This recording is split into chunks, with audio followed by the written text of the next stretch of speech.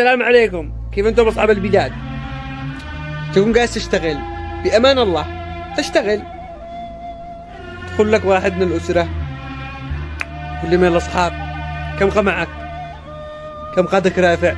هو قدك متكبر، ما تردش علينا خلاص، معك بياس. اللي الحرم ما له علم، لما واحد ما يردش من ضبح، من ضيق، من طفش. يكون قد واحد يشتغل كحالة قطيزة بلسي، بيجي لك واحد من الأصحاب ولا من هذوم ما تردش، قدك متكبر، ما تردش علينا.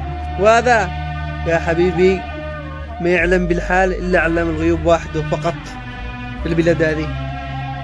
فلا عاد تجيش أنت تكعون من عندك من البلاد، حرام بالله أنكم عايشين أحسن مننا. الحمد لله مستورة، بس أنا أتكلم عن غيري واتكلم عني واتكلم باسم المغتربين كلهم، حبة حبة عليهم. لا تزيش تضيق واسألتك بالله تقول له كم رافع، لمو فلان معه، لمو فلان معه، لمو فلان عميل، انت يا امه ولا انت يا اخته ولا يا اخوه. لا تزيدوش عليهم، انا افتى قلوبكم.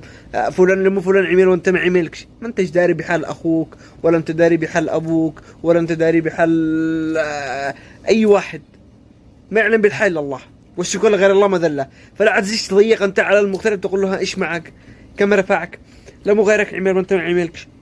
سلاك بالله لما يكون يشتغل وراتب 2000، ايجار منه، اكل شرب منه، كهرباء منه، كل حاجه منه، سألتك بالله ما يرفع.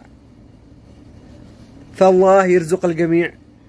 انت كمغترب امنتك الله، انا امنتك بذمتك، وانا علي لعنة الله، لا احسدك. مرتاح بغربتك؟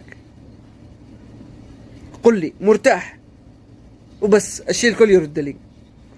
وسلامتكم. انا بس